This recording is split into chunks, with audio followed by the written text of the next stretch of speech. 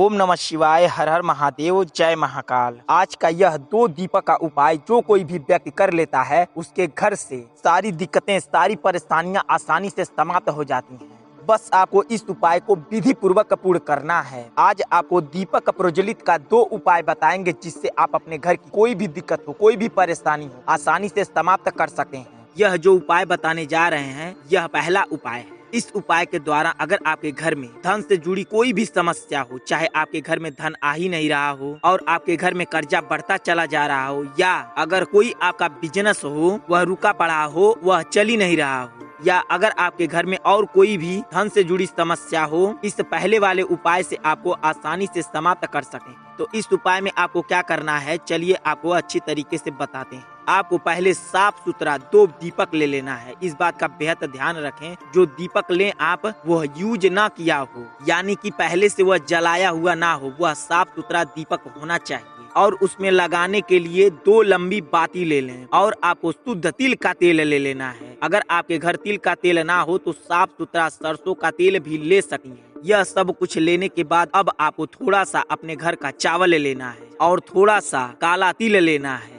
यह सारा सामग्री लेकर आप चले जाएं ऐसे वृक्ष के पास जिस वृक्ष का फल इंसान ना खाते हो, जैसे कि पीपल का पेड़ हो गया, बरगद का पेड़ हो गया या नीम का पेड़ हो गया। इन तीनों पेड़ों में से आपको एक पेड़ के पास चले जाना है। इस बात का बेहद ध्यान रखें, आपके घर से जो सबसे नजदीक पेड़ हो उसी के पास जाना है। जैसे ही उस पेड़ के पास आप चले जाएं, उसके जड़ में थोड़ा सा चावल और थोड़ा सा तिल वहां पर चढ़ा दें। चढ़ाने के बाद आपको थोड़ा थोड़ा तिल और चावल 2 जगह रख देना है। अब उसके ऊपर दोनों दिया रख देना है। जहां 2 जगह तिल और चावल गिरा हुआ है उसके ऊपर दोनों दिया बराबर से रख देना है। अब आपको उसमें बाती लगा देनी है। बाती लगाने के बाद आपको जो तेल लेकर गई हैं, चाहे सरसों का चाहे तिल का, उसमें थोड़ा थोड़ा डालकर 3 बार आपको एक मंत्र जपना है। वह कौन सा मंत्र है आप बेहद ध्यान दें। ओम सर्पकुंडेश्वर नमः, ओम सर्पकुंडेश्वर नमः, ओम सर्पकुंडेश्वर नमः। 3 बार आपको यह मंत्र बोलकर दोनों दिए को जला देना है। अब आपको थोड़ा सा तिल और चावल एक दिए पर उसके गोल गोलाई में उस तिल और चावल को गिरा दें।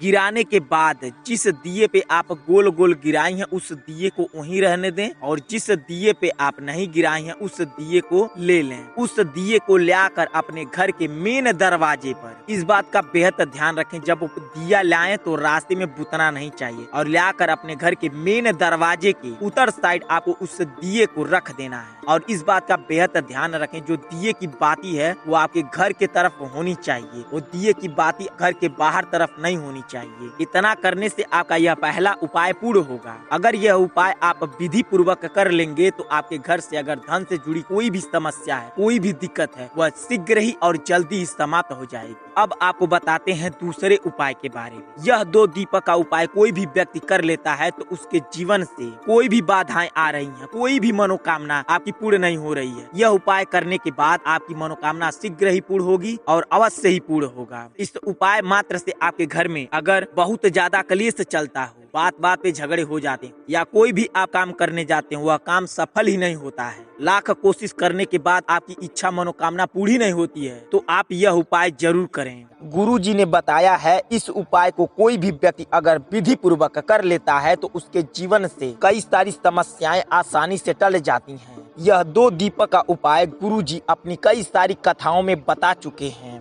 गुरुजी ने यह भी बताए हैं अगर कोई भी व्यक्ति अपने सच्चे मन से यह उपाय पूर्ण करता है तो उसके घर से कोई भी समस्या हो, कोई भी दिक्कत हो, आसानी से खत्म हो जाती है। चाहे उसके घर में धन से जुड़ी समस्या हो, उसके घर में धन बिल्कुल आ ही नहीं रहा हो, या उसके घर में बहुत ज्यादा कलेश चलता हो, बात बात पर झगड़े हो जाते हों, या उसके घर में अनेकों प्रकार की समस्याएं उत्पन्न हो जाती हों, या अगर आपके घर में कोई हानिकारक शक्ति का वास है और आपको पता ही ना हो, तो भी इन सारी समस्याओं से आप छुटकारा पा सकते हैं सिर्फ इस एकमात्र उपाय से। इस उपाय को तो कई माताएं, बहनें और भाई बंधु धन से जुड़ी समस्या को समाप्त करने के लिए करते हैं। अगर आपके घर में कोई भी समस्या चल रही हो तो यह उपाय जरूर करके देखें। तो गुरुजी इस उपाय को कैसे करने के लिए बताए हैं और इस उपाय में क्या क्या सामग्री लगती है आपको विधि पूर्वक अच्छे तरीके से बताएंगे। तो आप इस वीडियो को बेहद विस्तार से देखें और पूरा देखें ताकि आपको यह उपाय करते वक्त आपसे कोई भी दिक्कत और गलती ना हो।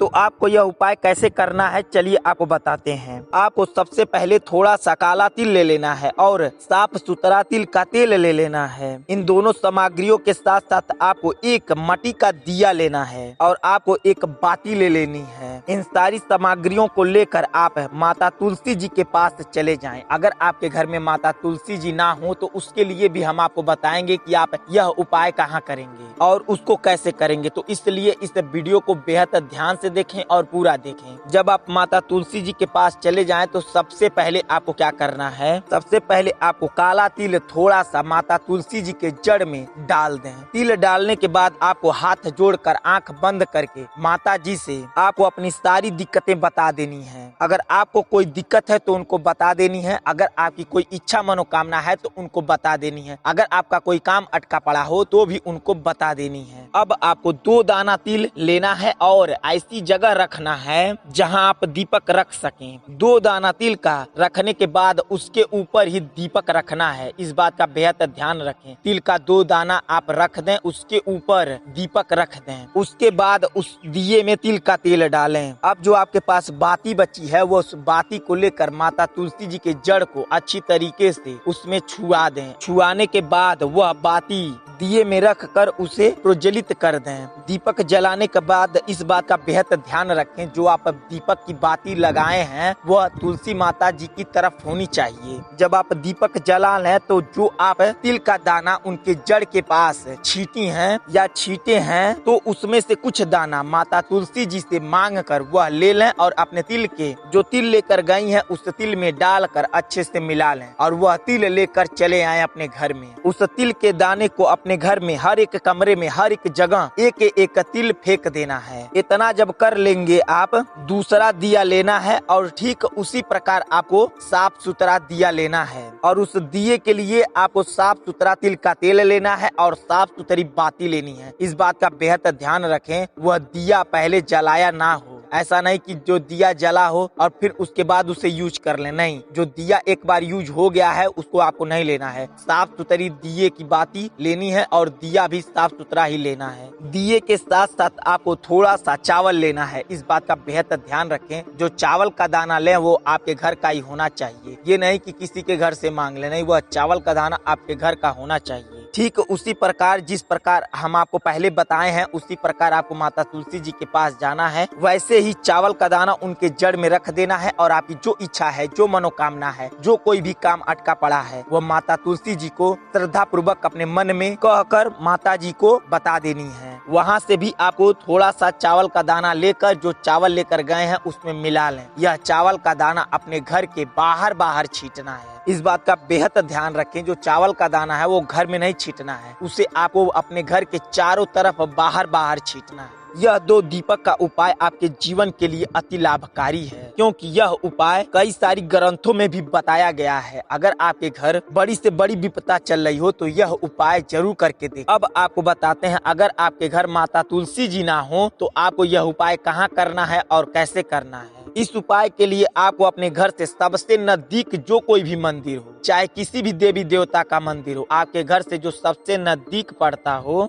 उस मंदिर के पास चले जाएं। उस मंदिर से सबसे नजदीक जो फल देने वाला पौधा हो, जो फल देने वाला पेड़ हो, उस पेड़ के पास जाकर वहां पर यह उपाय कर सके। हाँ, इस बात का बेहद ध्यान रखें, जब आप मंदिर पर जाएं तो सबसे पहले जिन किसी का भी मंदिर हो, चाहे माता जी का हो चाहे भोलेनाथ का हो, आप उस मंदिर पर जाके अच्छी तरीके से पूजा पाठ कर लें। तब उसके बाद किसी भी वृक्ष के पास आप यह उपाय कर सकें। अगर यह उपाय आपको अच्छी तरीके से समझ में आ गया हो तो कमेंट बॉक्स में आप जिस किसी भी देवी देवता का पूजा पाठ करते हो उनका नाम कमेंट बॉक्स में जरूर लिख दें और इस वीडियो को लाइक तो जरूर करें और चैनल को हो सके तो सब्सक्राइब भी कर सकते हैं। चलिए मिलते हैं आपसे अगली वीडियो में, तब तक के लिए श्री शिवाय नमस्तुभ्यम, हर हर महादेव।